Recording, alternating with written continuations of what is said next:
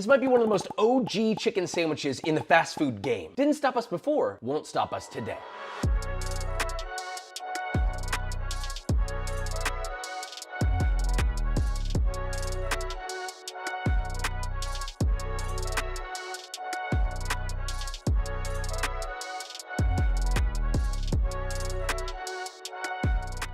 Okay, so the McChicken is a $1 menu sandwich. It's also beloved by many. People have been eating this for, I don't know, let's figure out how long. How old is the McChicken? The sandwich originally introduced in 1980. This sandwich is older than me by a lot. You know what they say, can't teach an old dog new tricks, but you can teach it's not a dog. So with all that being said, let's make this, shall we? Welcome back to McDonald.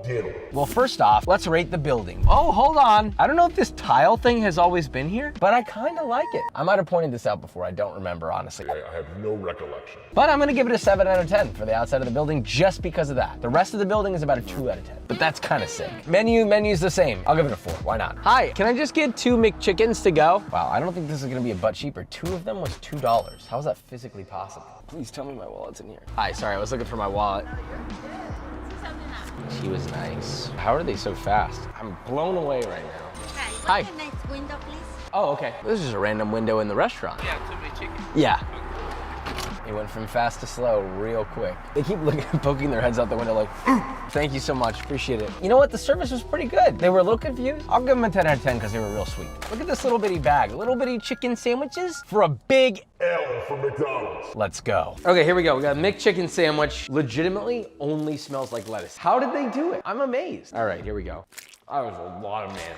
Here's the thing, it doesn't taste bad, it just doesn't taste like anything. I'm not gonna sit down and eat this and think, I'm not eating this is horrible, this is disgusting. It just tastes literally like absolutely nothing. I'm getting a little bit of spice. I feel like there's a suggestion of salt. And the only memorable thing of this is how it shot mayonnaise onto the entire surface of the roof of my mouth. This all considered, I think we got this one in the bag. Full pause, even though you just started the video. I already know what you're thinking. Josh, how many times are you gonna make these flippin' buns? First off, these aren't the same. These are different. Not only did I change the very recipe in my cookbook, yeah, I know, sacrilege, but I accidentally turned them into arguably one of the greatest buns for a fried chicken sandwich physically in existence. Far better than any recipe that I think I've made before. So yes, it's different. Think Hawaiian buns got married to brioche buns and also a commercial burger entered the equation somewhere. They managed to give birth to this. So I'll be quick. Here's how you make it. First, in a container, combine half a cup or 120 milliliters of Wawa and half a cup or 120 milliliters of whole milk. Get that to 95 degrees Fahrenheit. It's fine. Use your microwave unless you're scared of little dwarves that live in there. Whisk in 2.5 teaspoons or 11 grams of instant yeast until dissolved. In the bowl of a stand mixer, add 3.5 cups or 525 grams of bread flour, half a teaspoon or 3 grams of amylase enzyme. You don't have to get it from your mouth though. That's gross. 1.5 teaspoons or 9 grams of fine sea salt, a 1/3 cup or 70 grams of sugar, a 1/4 teaspoon or a 1/2 gram of diastatic malt powder. I know these all sound very fancy,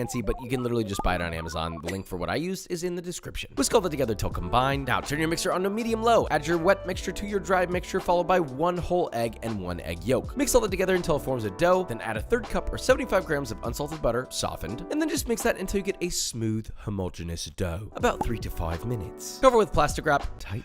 Name it appropriately and rise in the fridge overnight. This is an important element. The overnight rise does so many things to the molecular structure as well as it does the flavor. The next day, you'll punch the life out of it. Divide it into 10 evenly sized pieces weighing about 80 to 90 grams each, then roll each of those into a nice, round, voluptuous ball. Line 2 sheet trays with parchment paper and load them up to a maximum of 6 buns per tray. You're gonna wanna put more and Papa is gonna say no. And when Papa steps in to say no, you listen. Cover with greased plastic wrap and proof at room temperature for 55 minutes or until plump. Give her a good old wash with egg. Just combine 1 egg and a splash of water, whisk till homogeneous, lightly brush each bun, and bake at 375 Fahrenheit for 17 minutes. Remove and immediately brush with melted unsalted butter and cool completely on a wire rack. I mean, that's the holy grail chicken buns right there. Now let's move on to the holy grail of chicken patties. I'm not joking. This is genuinely the best chicken patty you will ever have. I don't know that there's better out there, truly, and it's easy. First, you need 2 pounds or 900 grams of chicken breast, boneless and skinless, 3/4 of a pound or 340 grams of pork fat back. Cut those into pieces that'll fit in a meat grinder and, well, run them through a meat grinder. Really, that's it. Now, if you don't have a meat grinder, you can totally use a food processor, but don't expect it to be a perfect grind because it's a food processor and not a meat grinder. By the way, KitchenAid makes an attachment for meat grinding, so the link's in the description for that as well. Now, to your chicken farce. Yes, farce, that's what it's called. F-A-R-C-E.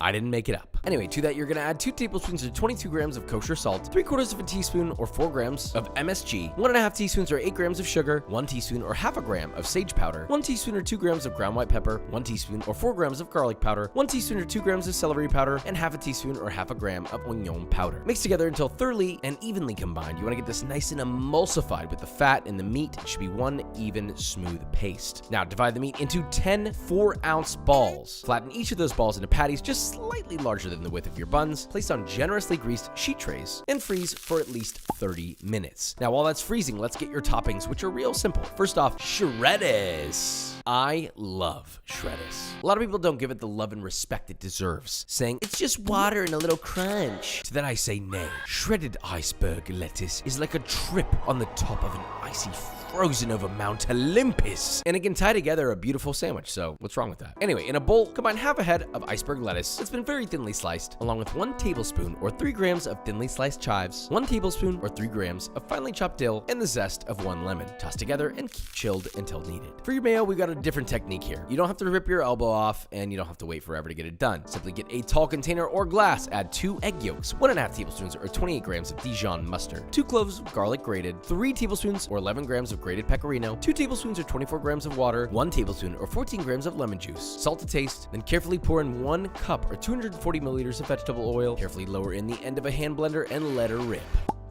Move it around as needed, get everything emulsified, get it all up in there, and boom, mayo. It's legit that easy, so stop complaining and add a little bit of pepper to taste if you want as well. Now, it's time. Fill a large Dutch oven halfway with vegetable oil and heat to 350 Fahrenheit. Pull your chicken patties out, add 2 cups or 130 grams of panko breadcrumbs to a food processor, blitz until you get the granules about 50% finer, place those in one bowl, then in another add 2 eggs, beat together till homogeneous, and then in a third bowl add 1 cup or 150 grams of all-purpose flour. If you want your patties perfectly circular, then use a circular ring mold to cut off the excess. Ideally one the same size as, well, your buns. Then just get a patty, toss it in the flour, shake off the excess, dip it in the egg, coat all edges, and finally coat completely in your panko breadcrumbs. Repeat that with all the patties you're using. Be sure to move quickly here. Then fry your patties 2 to 3 at a time for 3 to 4 minutes or until the bubbling subsides and you're left with a glistening disc of golden brown, undeniably crispity crunch chicken heaven. Drain on a wire rack, add a touch more salt to taste, and well, really we just have to assemble. Split and toast your buns nicely, add a generous layer of mayo on both toasted cut sides. Gently lay down your crunchy boy, followed by your fragrant shredders, and finally, your beautifully sauced top bun. Something about this sandwich just calls to me. It beckons to me in the night. Its beauty, its grace, its simplicity. But enough talk. We have to taste because I know darn well I won this. This is a goddamn sandwich if I ever seen one. Look at this thing. Woo! And I smell a whole lot more than lettuce. Cross section, hello, daddy's home. Kendrick, I don't know if you'll be able to hear this from here. I did hear it. I really shouldn't be eating this right now. Nor said 1 bite. I'm gonna have 1 more bite, right? Out of all the butt betters, this is the biggest knockout of the park I think we've ever had out of any chicken sandwich we've ever made. I know that's a big claim. You have no idea. The changes we made to the bun, it's like sweeter, it's so soft and just perfect, like a Hawaiian roll. The chicken is perfectly juicy, the perfect amount of fat. It's salted perfectly. It's just perfectly balanced. This is what the McChicken should have been. But I'm not gonna give the final answer. Pano is today. Are you ready? Yes. Daddy's gonna feed you today. Wide as a beluga whale in the evening. Okay, all right, all right. Hot day. I'm just trying to salivate all over this. Oh, you did? Yeah, I did. All right, number 2. Number 1, easily. But it's actually fascinating. The ratio exactly of how you'd want it. So like the more chicken, more sauce, more lettuce. Number 1 all the way. Down with the Big McChicken lobbies, up with the JW lobbyists. Screw you, Ronald McDonald. You heard what I said. But that's not the end. Since we've won, I'm gonna take this a little step further. You know, forget just some little McChicken. I want the big chicken. First off, for the mayo, just add a little something spicy to it. You know, I want a little kick. Throw in a couple tablespoons of sriracha. Whisk it together. See where I'm going with that? Next up, get yourself some bacon. Cook it up old school style, flipping it often in a pan. You know, however many sandwiches you need. You're gonna need 2 slices per sandwich, okay? Do the math. Once it's a golden brown, drain on a paper towel. You know the drill. But what I really want to highlight are these unforgettable, beautiful shoestring onions. Or is it haystack onions? Or whatever the heck you call it. It's ridiculous how easy these are. You just slice 1 yellow onion very thinly. You add them to a bowl of about 2 cups or 440 grams of buttermilk. You toss them You keep them submerged. In a separate bowl, you add 2.5 cups or 375 grams of all-purpose flour. Toss your onions in the flour to fully coat, place that to the side, repeat with the rest, and then you just toss your onions in your leftover fry oil from earlier. It's at 350 Fahrenheit for 2 minutes or until crispy. You drain on a paper towel, you season it with salt to taste, and that is it. I'm telling you, these are the best fried onions for a sandwich money can buy. There's a beauty in simplicity. Now, assembling this sandwich is similar. You toast your buns, bottom bun, hit it heavy with the sauce, but then it gets a little different. You're then gonna add a layer of Swiss cheese, melt that with a blowtorch or under a broiler, follow with your chicken patty, and then a layer of American cheese. Hear me out, melt that bad boy too. Hit it with a couple strips of your bacon, you know, why not? All these fast food joints think they can do it, right? Well, I'm doing it. And finally, a fat stack of your fried onions. And all you need is a sauced top bun and crown your king. Sing to the heavens above. And well, let's take this one for a joyride. All right, we'll make this quick, but I had to do it. This right here. This took it from perfected nostalgia to a gourmet grill house out back on the range, if that makes sense. Vikram, I know, wants to try it, and so Vikram should try it on camera. I can man the camera, Vikram. Yeah, I'm gonna play cameraman today. Ew, I can hear myself. Ah! I'll just hold this up, let's see. That's incredible. I agree. Best chicken sandwich I've had. Fried onions, the salted, crispy patty, and the soft buns. You just can't beat that. That was worth watching it for hours. Thank you. Yet another dub for But Better, but do you wanna know what else is a dub? B-roll.